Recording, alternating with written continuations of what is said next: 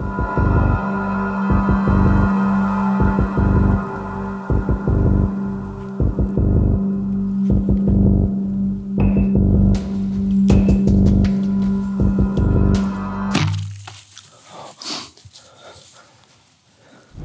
it going, guys? Welcome back here to another tips and tactics video. Today we are talking about hunting fringe winds and how to use them to your advantage to get close to that big buck this fall. All right, guys, like I said, today we are talking about hunting fringe winds. Now, if you don't know what hunting a fringe wind is, it's basically setting up your stand or blind or whatever you're hunting in to where the wind is at the advantage of the deer you are hunting. Now that might sound kind of scary, but basically the wind is blowing in the direction of where you think that deer is going to come from, but it's just on the edge of him to where he can use the wind to his advantage. If there's one thing I've learned over the years hunting big whitetails, it's that big mature deer love to walk with their nose into the wind. They feel safe doing it. They love to enter fields that way, food plots that way. They can smell whatever is out there before they come out of the timber. I've used that to my advantage over the years and been able to take several really awesome mature deer. Actually, I would say probably in the last 6 to 7 years, I would guess that 85+% of the big whitetails that I've killed in that last 5 to 7 years has been hunting fringe winds. I've got HuntStand up here behind me, and the first hunt we're going to talk about, I'm going to discuss a couple different hunts, including the big deer I killed in Kansas last year, and how I used fringe winds to kill that deer. But I want to talk to you guys about an encounter I had first. Now, I basically in my mind could say that I killed this deer because last year I dedicated myself to hunting only with a recurve bow, traditional bow equipment, and I was only confident to about 25, maybe 30 yards in the right conditions.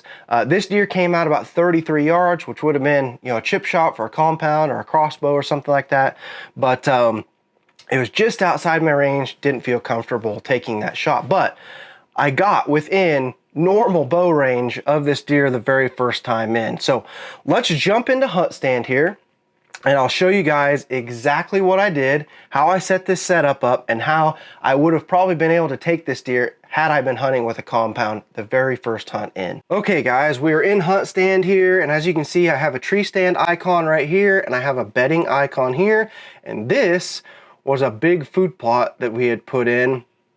This is kind of the east side of what we call our home farm, but I park right here, kind of come down. This is a real high bank right here, come down the edge of this, slip through a little 2-track right here that's through this little timber gap, and come in, walk right down the edge of the food plot and right into the back door. Now, these deer are bedding in a TSI area that we have right in here. My dad and I came in here the year before, so 2022, and did a bunch of TSI right in here. Basically from just to the left of this icon here to right up in here. And what that created was an awesome bedding area right in the curve of this creek. The creek kind of comes in here and dumps into the river right here.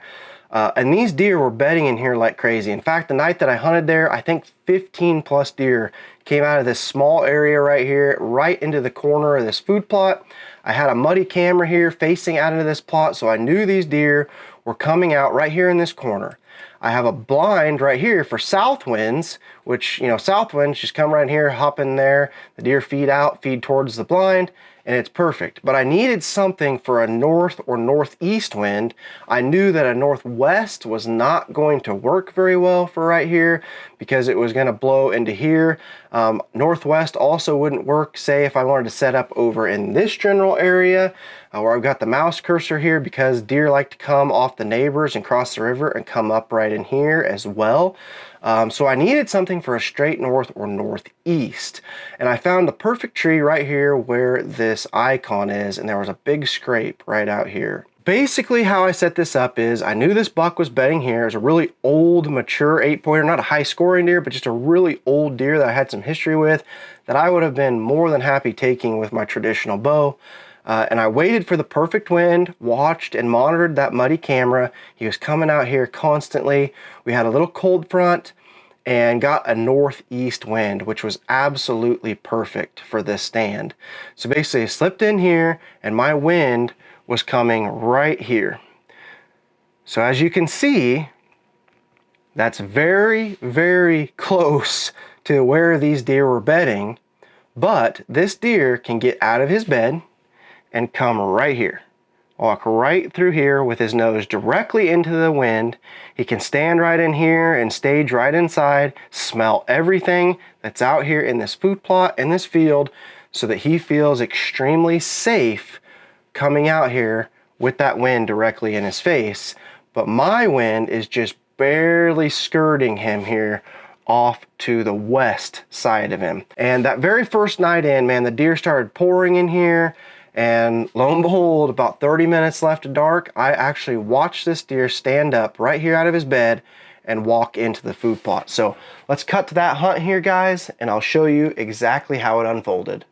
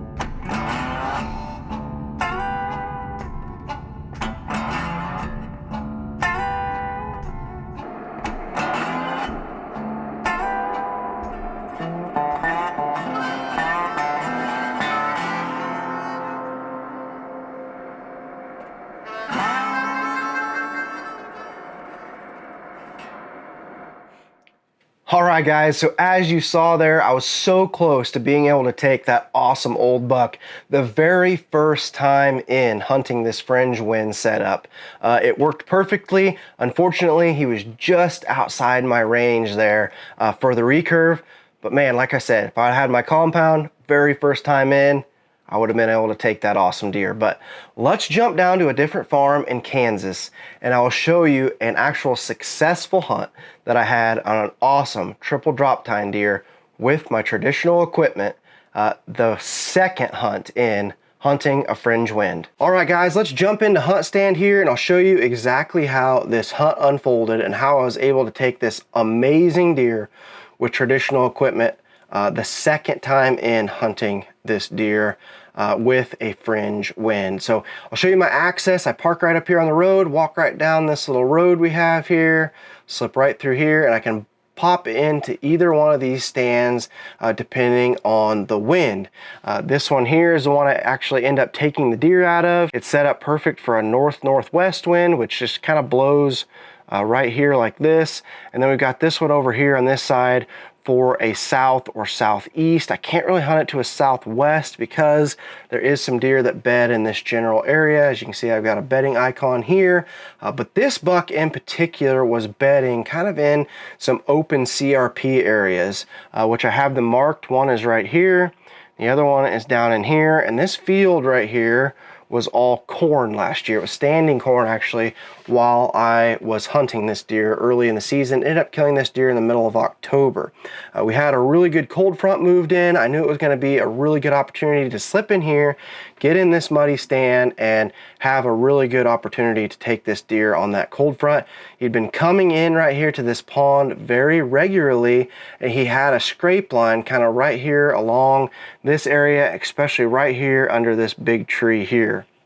And I was really hoping the deer is going to be bedded right here. It seemed going off the stealth cam pictures that this is where he was a majority of the time, but I knew he was also bedding here which was very risky and actually ended up bumping the deer the very first time in. He was bedded here, and I hunted this to a northwest wind, and the deer ended up walking right through here. Now luckily this is really thick cedars and he didn't get a lot of my wind, but the very first time I hunted this deer, hunting a fringe wind, guys, like I said, it can be high risk, high reward, but the very first time I hunted him, he did get my wind, but it didn't booger him enough to blow him off the property. But he ended up coming out of this bed, coming here. He got my wind right in here, but luckily I did enough scent control and the cedars kind of blocked my wind. He didn't get a ton of it, and he just kind of bounded off here. He didn't even blow or nothing. I didn't get footage of him that night, but he didn't blow or nothing. He just kind of bounded off here, stood right here on this hill for a while, ended up going down in the timber. About a week later, the cold front moves in and I'm able to get in this stand again. He ended up coming from where I needed him to come from. So he came through here, come through the corn, come right down here, guys, worked a scrape right here, and ends up walking right in front of me here at about 23 yards, and I was able to take him on his way to the pond. So let's jump to that hunt, guys, and show you how I used this fringe wind once again to my advantage to take this deer. He was able to come down through here, being able to scent check this whole area to come work these scrapes and come get a drink at the pond, and I was able to get an awesome 23-yard shot on an amazing triple drop tine deer with my recurve.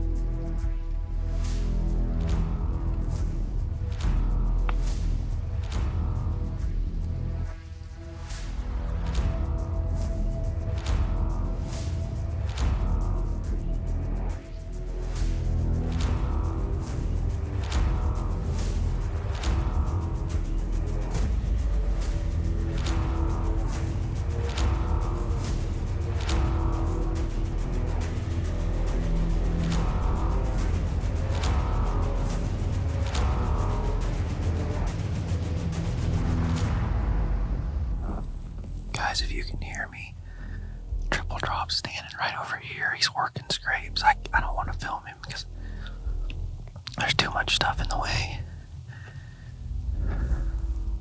I had him right here, but he was too far. I couldn't get a range.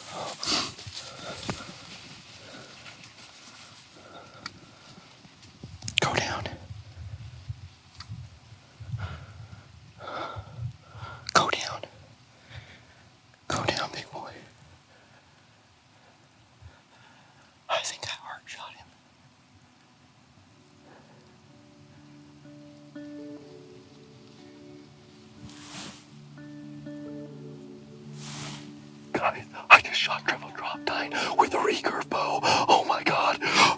He's down. He's down. I just killed him. Oh my God. Oh my God, guys. I did it. Praise God in heaven. All right, guys, my dad just got here. He's behind the camera, and here he is. Just an absolute monarch of a deer. A true Kansas giant. I just am at a loss for words. I truly don't even know. I feel like I just don't even feel like I deserve this, to be honest with you. Traditional equipment made an absolute perfect heart shot. I asked the good Lord to guide my arrow, and he did. Deer only went about 40 yards. I think I am definitely hooked on traditional bow hunting now.